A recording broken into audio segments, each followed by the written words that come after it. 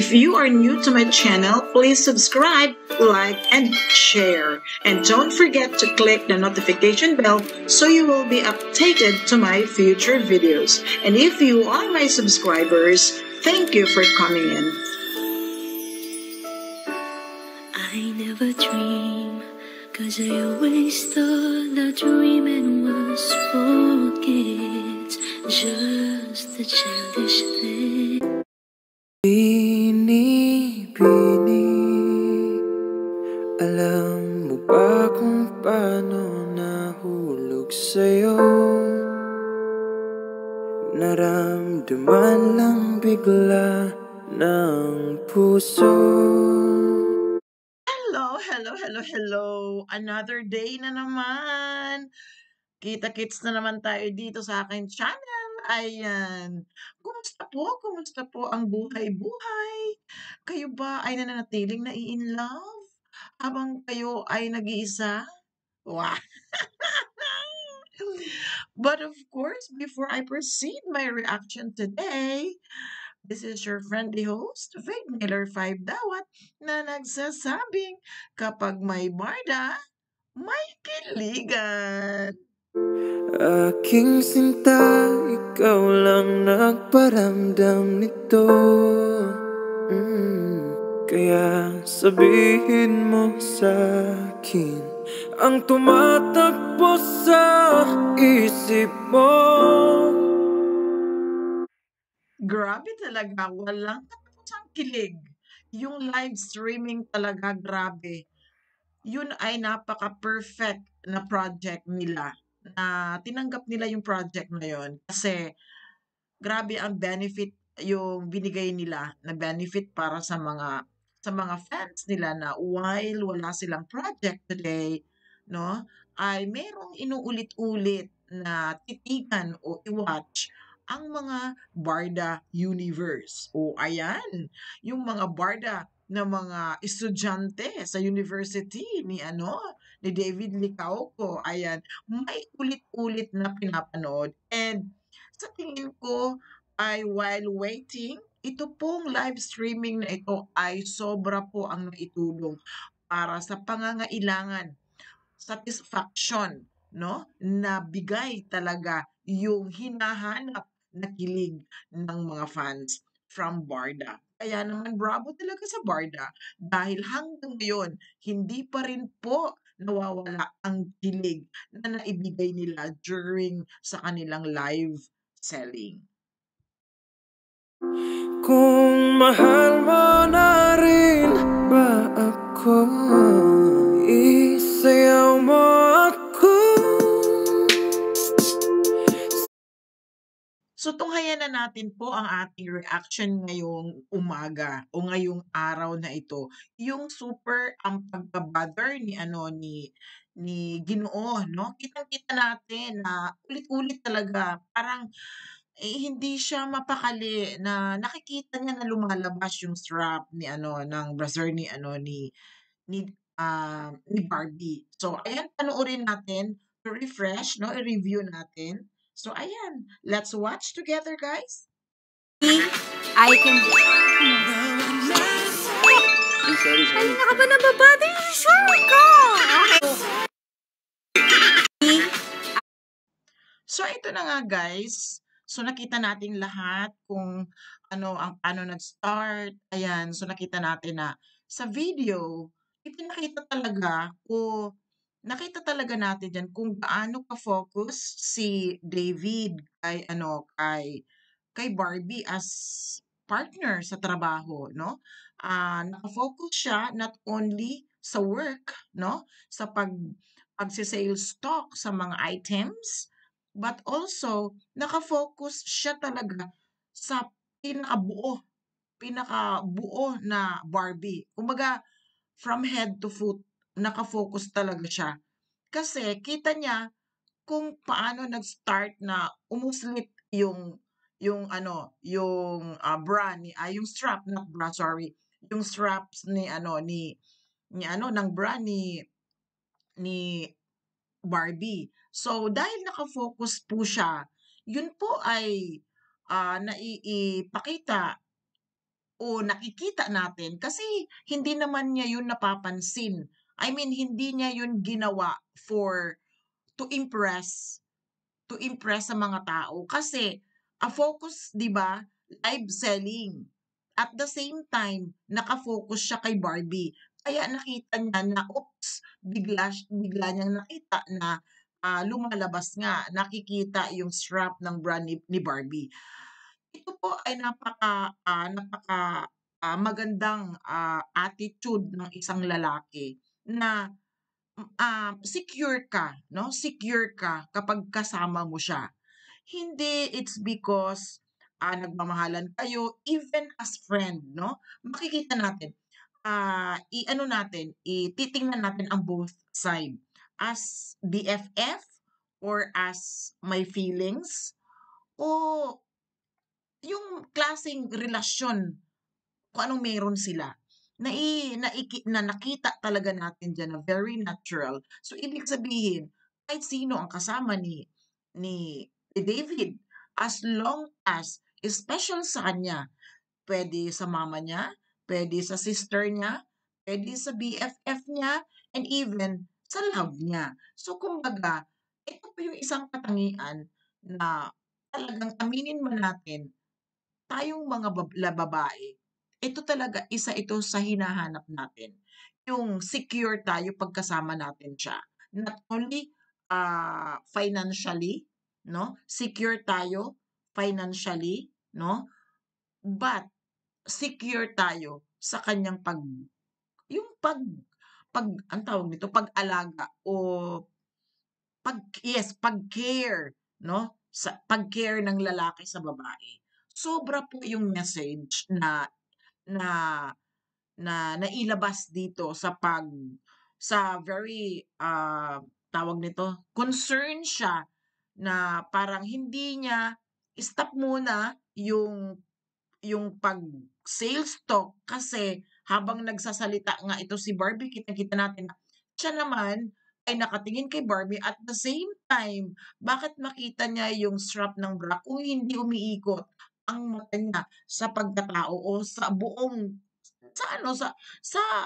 alam na natin yon kay Barbie kung hindi talaga naka-focus kay Barbie. So masasabi ko na yes, walang perfect na tao. Napaka-exaggerated naman ang aking explanation kung sasabihin ko na perfect si David. Of course, lahat tayo may mga hindi wala ngang perfect, but yung hinahanap ng babae ay makikita natin sa kanya. Kaya yung pagka-natural nila, yung kanilang kilos na very natural, yun po ang nagbibigay ng lakas ng chemistry nilang dalawa.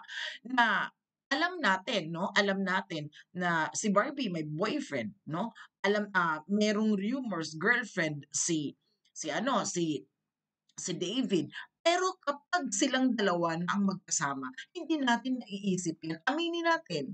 Ako personally 'pag nakikita ko sila, hindi ko po naiisip na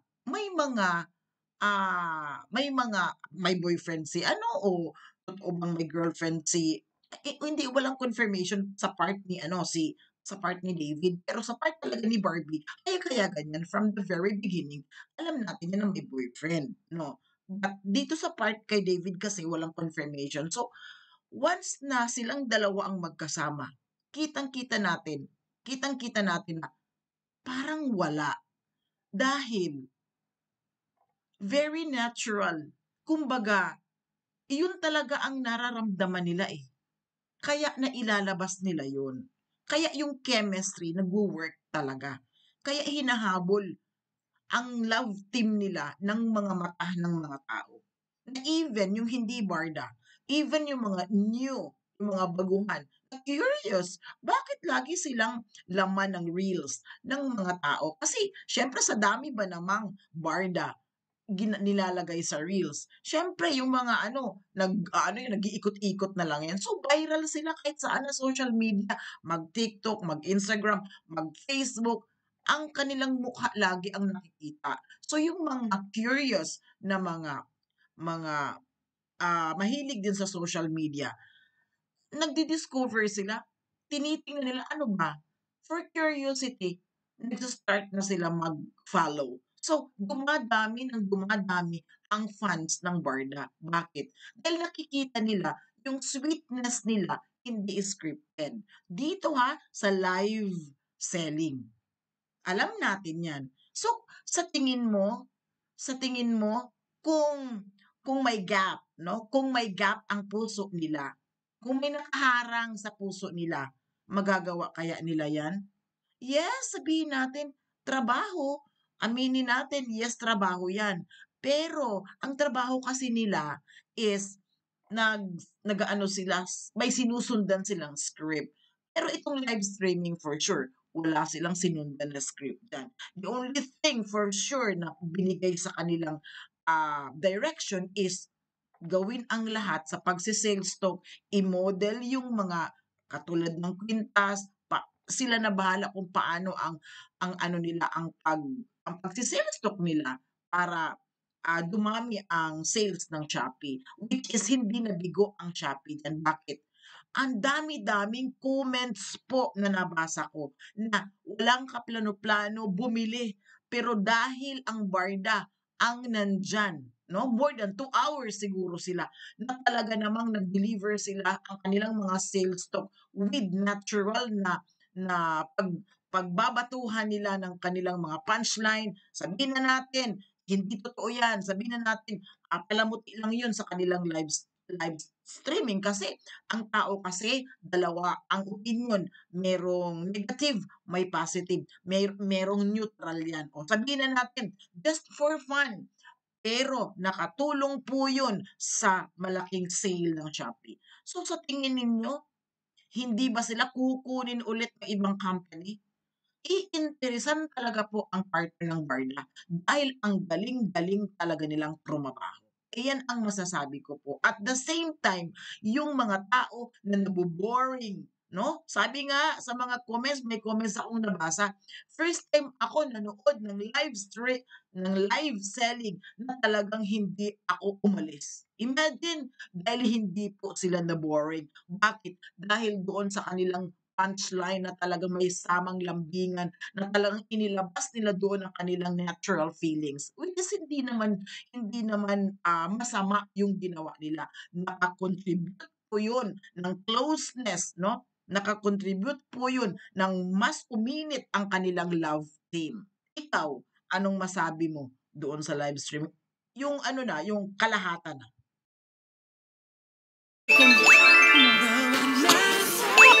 Sorry. Kanina ka ba nababati? Sure ka! Okay. Sa gitna ng ulan, mahal ko, kapalit man ito'y buhay ko, gagawin ang lahat para sa'yo.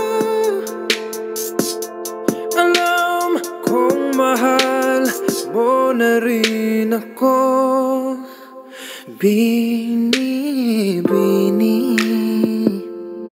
Kasi ang question niyan, guys, why David is very concerned sa nangyari, no? Bakit siya very concerned sa nangyari na talagang pabalik-balik niya na tinatago niya? Concern po 'yun. Ang isang lalaki nagagawa lang 'yan, guys, ng yung ipinakita niya, it shows that he care about Barbie so much. Totoo po 'yan. Ito po ay isang sign that a man is emotionally attached, no? Emotionally attached po siya. Kaya nagwo-worry talaga siya doon sa nakikita niya. Kaya talagang tinatago niya 'yon, no? Nagwo-worry siya na mapahiya or nagwo-worry siya na mas lalong lumabas pa yung strap. Kasi busy-busy si Barbie. Hindi na napapansin ni Barbie yung kanyang sarili kasi very busy siya sa kanyang pag-i-explain, no? Kaya kumbaga ang pinakita ni ano, in short, concern siya dahil anong anong sabi? Emotionally attached na po siya kay Barbie. Sabi mo noon sa'kin ayaw mo pa, pero ang yakap ngayon'y kakaiba. Hindi ka ba nalilitaw? Totoo na bang gusto ko? Huwag nang labanan ang puso. Alam kong mahal mo na ako. So, pagpatuloy nga natin guys, no? Marami po ang nagpapatunay ng mga artista na mga noon-noon pa na mga sa kanilang mga interview na hindi po malabo, hindi po malayo na ang love team ay magka-developan. No? Hindi ko po sinasabi dito na gusto kong maghiwalay si Barbie at saka niya ang kanyang boyfriend, at hindi ko rin sinabi dito, hindi ko din sinasabi na kung may girlfriend nga si David, si Sir David, gusto ko rin maghiwalay sila. Hindi po. Dahil nga nakafocus tayo sa Barda, kaya ito yung topic natin, no? Siguro, kayo bilang um, nakatutok sa social media o marami kayong napanood ng mga interview ng mga love team na marami po ang nagsasabi na hindi malabo, hindi malayo na ang magka-love team ay hindi magka-developan o hindi mahulog ang mga loob nila sa isa't isa. Kasi nga, just imagine, kasama mo yung script, dapat isabuhay mo, dapat i-internalize mo yan, dapat maipakita mo na parang totoo. So, yung time, yung emotion na yon na pinuportray mo, marami ang nagsasabi na maraming nadadala. Oo, nadadala. Kaya sila mismo nakakapag sabi na posible na mahulog talaga ang loob mo sa ka-love team mo. Dito kasi sa takbo ng Barda, alam natin, no? Kayo lahat mga nasa Barda na biglang magkasama ang dalawang tao na hindi magkakilala, then na-found out na lang na ganito palang ugali niya, ganito palang ugali niya, 'di ba? The more na nagsasama, the more na nadidiscover nila ang isa't isa. And the more na nagiging close sila sa isa't isa. Hindi nila yan sinasadya dahil nga sa trabaho. No? Nagagawa nila yan dahil sa trabaho. Pero, yung pag-fall, yung ma-fall na sila sa isa't isa, yun po ay hindi rin nila sinasadya yan. Yung mga nagsasabi sa interview ng mga artista, no? Na talagang posible. Kaya nga minsan guys, no, sa mga comment section, nababasa ko, nag-aaway po ang kabilaang panig. Yung Maki David o Maki Barda at yung Maki Jackbeat, no? Hindi natin pwedeng ikatago yan na may kanya-kanyang fans, no? Ang grupo na yan, no? Barda is Barda, Jackbeat is Jackbeat. Pag nagsama-sama yan sila o mag-meet yan sila sa post ng isang artista o post ng isang supporter, hindi maiwasan na nagsasagupaan, no? Nagsasagupaan. Natural. Sabi nga ni David na kailangan natin intindihin yun dahil nga kanya-kanyang paghanga. Yung Barda, hinahangaan ang David at ang Barbie, and yung kay Barbie at saka kay Jack, humahanga din sila. Kaya hindi po maiwasan na nagkakaroon ng friction sa comment section. Siguro, no, sa aking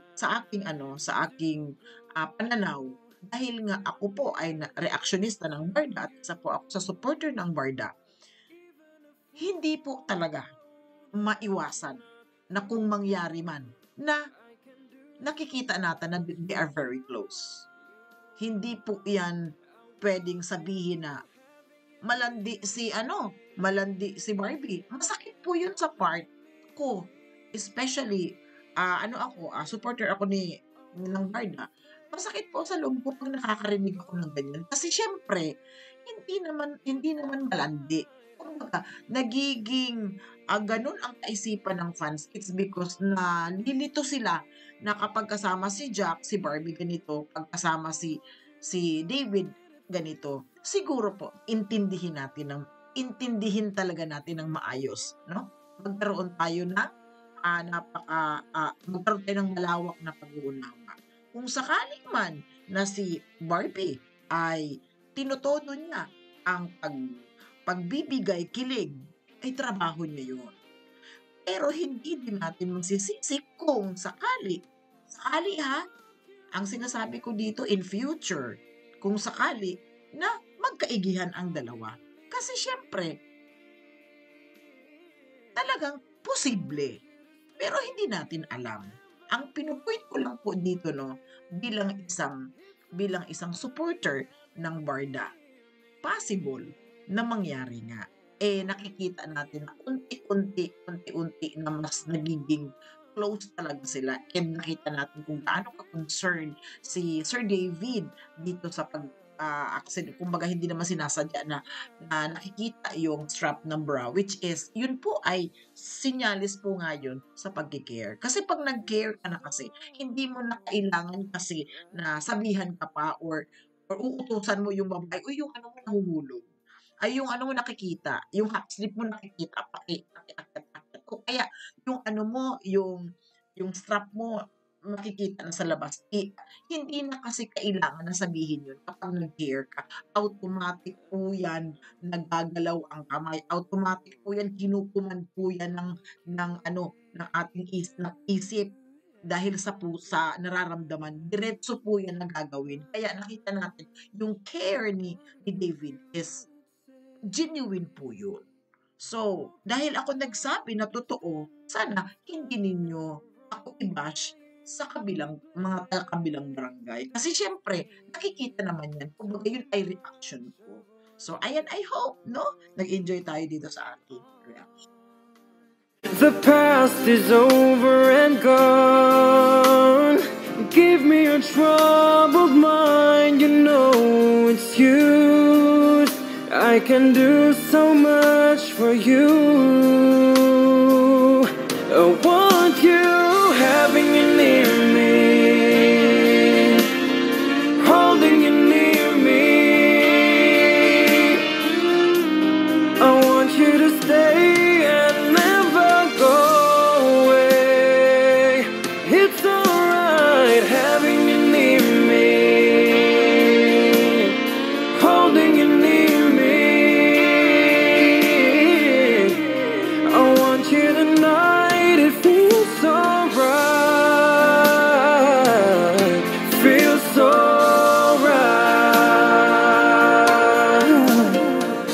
You're brave to say that you get lost in love, but you opened your heart to me. Underneath all you feel, you know how deep our love could be. Tonight we'll touch until it's time to go. Then I'm leaving it up to you. Even a fool will know that I'm not through. I can do so much for you. Kaya kung Barda ka, i-enjoy na ng todo ang love team nila. Yes, i-enjoy natin, no? Maging masaya tayo sa lahat ng mga nangyayari sa Barda. Huwag nating isipin ang mga kabilang barangay, no? Dito lang tayo mag-focus sa Barda. Kung ano yung ibinibigay nila sa atin, maging kontento tayo. Huwag tayong maging demanding bilang isang fans. Kasi hindi na maganda yon. Kasi kesyo ito yung gusto ko, kasi ito yung gusto ko. Ayan. Let the story flow ng maayos. Ayan. So, yung story ng Barda, umiigi na. O, di ba? Umiigi na. Kumbaga, sila man, may aminan na sila na nagkakasundo na sila. Nakikilala na nila ang isa't isa. Mas naging close na sila. And, pinakita yan nila yung live selling na yan. Kaya grabe po ang nagawa ng live selling na yan. Kasi dyan po talaga nila na ibuhos yung mga hindi inaakala ng mga fans na may ganun na mga eksena, na mga ganun na mga pag-care, na mga ganun na mga punchline na parinigan. O di ba? Yes, alam natin, parinigan yun. Di ba? Batuhan sila. Pero aminin mo, sobrang kinilig ka. Sobrang kinilig ako. Inaamin ko yan. Na hanggang ngayon, lutang pa tayo. Aminin natin yan.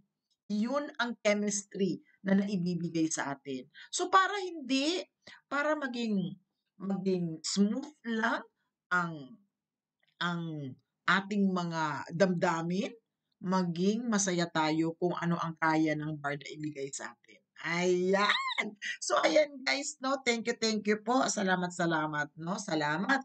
At ang next reaction ko po ay yung sa Magic Sarap. Abangan ninyo yan. Ay naku, grabe as in. Ang ganda na naman ng sa Magic Sarap. Di ba? Ang dami. Natatawa nga ako dun sa comments. Sa totoo lang, nag-i-enjoy ako sa comment po. Nagbabasa ako. Yes, oo. Pag may mga update yan, nagbabasa ako, nag-i-enjoy talaga ako. Kasi hindi talaga maiwasan na meron talagang basher. Normal po yun. Normal po yun. I-embrace na lang natin kung meron tayong may basher ang Barda. I-embrace na lang natin yun. Huwag na nating patulan. Ayan. Intindihin, unawain natin sila. Ayan. So, ayan guys. Ayan, hindi na ako magdagdag pa.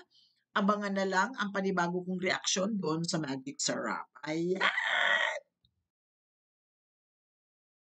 Sana ikaw ay narito, kapiling at kayakap ko. Alam mo ba, pag-ibig ko ay para lamang sa'yo. Ang buhay ay hindi sapat kapag wala ka na sinta. Sana sa bawat sandali kapiling ka. Sana'y kapiling ka.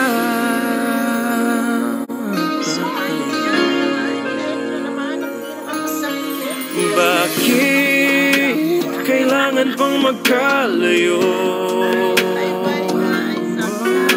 Ngayon'y nalulungkot yaring puso. Ikaw maging sa alaala ko. Nasaan ka na? Sana'y marinig ang damdamin ko. Sana ikaw ay narito, kapiling at kayakap ko. Alam mo bang pag-ibig ko ay para lamang sa'yo. Ang buhay ay hindi sapat kapag wala ka na sinta. Sana sa bawat sandali kapiling ka. Sana ikaw ay narito, kapiling at kayakap ko. Alam mo bang pag-ibig ko ay para lamang sa'yo. Ang buhay ay hindi sapat kapag wala ka na sinta. Sana sa bawat sandali kapiling ka. Sana'y kapiling ka.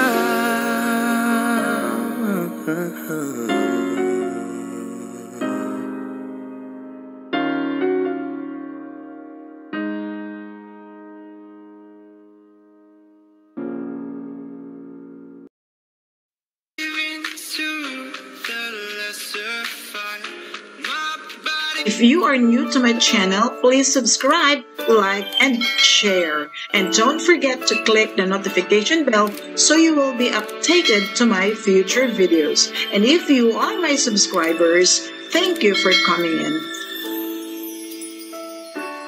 I never dream, 'cause I always thought that dreaming was for kids. Just just a childish thing.